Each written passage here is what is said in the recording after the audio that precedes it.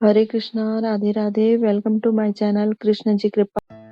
ओम नमो भगवते वासुदेवाय नमः। आज हम श्रवण करते हैं वैशाख महात्म्य के 26वें अध्याय की कथा, जिसमें नारद जी ने राजा अम्बरीश को जगन्नाथपुरी के महात्म्य के बारे में बताया है।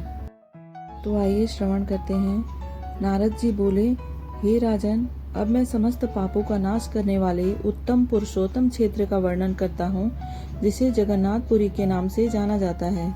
यह क्षेत्र 10 योजन में फैला हुआ है और साक्षात हरि का निवास स्थान है।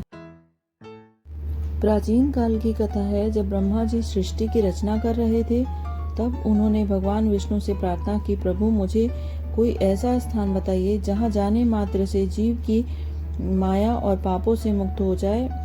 तब भगवान ने नील पर्वत नीलांचल के बारे में बताया। नारद जी कहते हैं, हे राजन, इस क्षेत्र की महिमा स्वयं महादेव और ब्रह्मा भी पूरी तरह नहीं गा सकते। यहाँ की भूमि इतनी पवित्र है कि यहाँ रहने वाले कीट पतंग और मनुष्य पशु पक्षी भी मृत्यु के पश्चात वैकुंठ को प्राप्त। जो मनुष्य यहाँ आकर भगवान जगन्नाथ के दर्शन करता है, उसे अश्वमेध यज्ञ से भी करोड़ों गुना अधिक फल मिलता है। विशेषकर वैशाख मास में जो व्यक्ति समुद्र में स्नान करके श्री जगन्नाथ जी के दर्शन करता है और 7 जन्मों के उसके संचित पाप भस्म हो जाते हैं। नारद जी के राजा को समझाने लगे कि अन्य तीर्थों में जो फल वर्षों की तपस्या में मिलता है, वह पुरुषोत्तम क्षेत्र में केवल एक दिन के निवास से प्राप्त हो जाता है। यहाँ साक्षात भगवान विष्णु दारू ब्रह्मा काष्ठ की मूर्ति के रूप में विराजमान है, ताकि कलयुग के पापी मनुष्य भी इनका दर्शन कर सुगमता से मोक्ष प्राप्त कर सके। जो मनुष्य बैसाख के महीने में यहाँ भक्ति पूर्वक दीप दान करता है, वह अपने कुल की 21 पीढ़ियों का उद्धार कर देता है। इस क्षेत्र की वायु का स्पर्श होते ही मनुष्य के सारे रोग और शोक समाप्त हो जाते हैं। यहाँ का महाप्रसाद ग्रहण करने से अंतःकरण शुद्ध हो जाता है। नारद जी अंत में कहते हैं, हे राजन, जो मनुष्य इस परम पावन पुरुषोत्तम क्षेत्र की कथा श्रद्धा पूर्वक सुनता या पढ़ता है, वह इस लोक के सभी सुख भोग कर अंत में विष्णु भगवान के परम पद को प्राप्त करता है। कोई इसमें संशय नहीं है।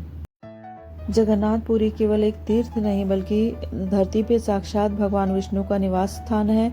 जहाँ इस कलयुग में मनुष्य भटकता रहता है, उसका मन भटकता रहता है, वहाँ जगन्नाथ जी की शरण में जाना ही परम शांति और मोक्ष का सबसे सरल मार्ग है। हमें इस कथा से यह सीख मिलती है कि प्रेम और भक्ति ही वो माध्यम है जिससे हम परमपिता परमेश्वर को पा सकते हैं। अगर आप पूरी नहीं जा सकते तो अपने मन में ही प्रभु का स्मरण करें, क्योंकि सच्ची भक्ति से ही भगवान प्रसन्न होते हैं।